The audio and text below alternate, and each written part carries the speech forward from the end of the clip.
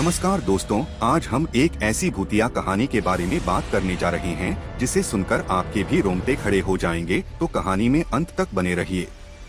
कहानी शुरू करने से पहले एक निवेदन करना चाहूँगा कि अगर आप हमारे चैनल पर नए हैं तो चैनल को सब्सक्राइब जरूर करें, और अगर यह कहानी आप फेसबुक पर देख रहे हो तो हमारे पेज को फॉलो जरूर करें। आइए कहानी शुरू करते हैं। गांव से थोड़ा बाहर घने जंगल के बीचों बीच एक पुरानी हवेली खड़ी थी जिसे लोग भूतिया हवेली के नाम से जानते थे। कई पीढ़ियों से यह हवेली वीरान थी और गांव वालों के बीच इस हवेली के कई किस्से कहानियां मशहूर थीं। कहते थे कि वहां एक रात ठहरने वाले कभी वापस नहीं आते। एक रात में हवेली के चारों ओर अजीबोगरीब आवाजें सुनाई देती, जैसे कोई रो रहा हो या हंस रहा हो। अजय नाम का एक युवक जो गांव में हाल ही में आया था, इन कहानियों पर विश्वास नहीं करता था। उसका मानना था कि यह सब सिर्फ अफवाहें हैं और कुछ नहीं। अजय ने अपने दोस्तों से कहा कि वह हवेली में एक रात बिताएगा और देखेगा कि सच में वहाँ कुछ है या नहीं। दोस्तों ने उसे बहुत समझाया कि वह न जाए, लेकिन उसने किसी की न सुनी और आधी रात को हवेली की ओर चल पड़ा। हवेली तक पहुँचने में उसे काफी समय लग गया, क्योंकि जंगल घना था और रास्ता बेहद मुश्किल था।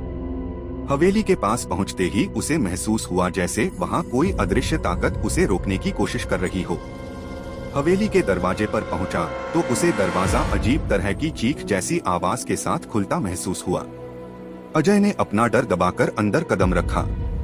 अंदर अंधेरा और सन्नाटा था। हल्की हल्की हवा में खिड़कियां अपने आप हिल रही थीं, जिससे एक डरावनी सरसराहट की आवाज गूंज रही थी।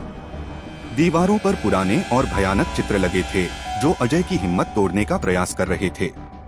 अजय ने एक कमरे में जाकर अपना बिस्तर जमाया और वहीं लेट गया। उसके दिल में हल्का सा डर तो था, लेकिन उसने अपने आप को समझाया कि ये सब उसके मन का वहम है। अजय ने आंखें बंद की ही थी कि उसे अपने कानों में किसी के कदमों की आहट सुनाई दी। उसने ध्यान दिया कि आहट धीरे धीरे उसकी ओर बढ़ रही है। वह उठा और देखा कि सामने की ओर से एक छाया मूर्ति उसकी ओर बढ़ रही थी। उसकी सफेद आंखें चमक रही थीं और चेहरा विकृत था। डर के मारे अजय का दिल जोरों से धड़कने लगा। उसने खुद को संभालने की कोशिश की और जोर से चिल्लाया, कौन है वहाँ? लेकिन कोई जवाब नहीं मिला। अचानक वह छाया मूर्ति गायब हो गई। अजय ने अपनी आंखें मलीं और सोचा कि शायद यह उसका भ्रम था। तभी उसे किसी के हंसने की धीमी आवाज सुनाई दी जो हवेली की छत से आ रही थी। अजय ने हिम्मत करके सीढ़ियों की तरफ कदम बढ़ाए। ऊपर पहुंचते ही उसे एक बड़ा कमरा दिखाई दिया जिसमें एक पुराना झूला पड़ा था। वह झूला अपने आप हिल रहा था, जैसे कोई अदृश्य आत्मा उस पर बैठी हो। अजय के पैरों तले से जमीन खिसक गई। उसने पीछे मुड़कर भागने का सोचा, लेकिन तभी दरवाजा अपने आप बंद हो गया। अब वह कमरे में अकेला था और उसकी हर कोशिश के बावजूद दरवाजा नहीं खुल रहा था। डर से उसका गला सूखने लगा और उसकी हिम्मत टूटने लगी। उसे लगा कि अब उसकी मौत निश्चित है। अचानक कमरे में ठंडी हवा का झोंका आया और झूले पर बैठा भूत जैसा आकृति उसे घूरने लगी।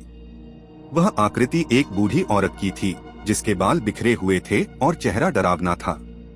उसने अजय से धीरे धीरे कहा, तू यहाँ क्यों आया है? क्या तू नहीं जानता कि यह जगह अभिशप्त है? अजय ने कांपते हुए कहा, मुझे माफ कर दीजिए, मैं सिर्फ यह देखने आया था कि यह हवेली सच में भूतिया है या नहीं। औरत की आंखों में एक अजीब सी चमक आई और उसने हंसते हुए कहा, यह हवेली एक श्राप है और जो भी यहाँ आता है उसे मौत का सामना करना पड़ता है। तुम भी यहाँ से कभी वापस नहीं जा पाओगे। अजय को लगा जैसे उसकी सारी ताकत खत्म हो चुकी है। वह जमीन पर गिर पड़ा और उसकी आंखें धीरे धीरे बंद होने लगीं। अगली सुबह गांव वालों ने देखा कि हवेली के दरवाजे पर अजय का शरीर पड़ा हुआ था। उसकी आंखें खुली हुई थीं, लेकिन उनमें जीवन का कोई चिन्ह नहीं था। उसके चेहरे पर भयानक डर का भाव था, मानो उसने मौत को अपनी आंखों से देखा हो। उस घटना के बाद गांव में फिर से हवेली के किस्से चर्चित हो गए। लोग कहते हैं कि अब हर रात अजय की चीखें हवेली से बाहर तक सुनाई देती हैं, और जो भी उस हवेली के पास जाता है उसे अजय का आत्मा दिखता है। गांव वालों ने यह तय किया कि अब कोई उस हवेली के पास नहीं जाएगा और वह हवेली एक रहस्य बनकर हमेशा के लिए खड़ी रही।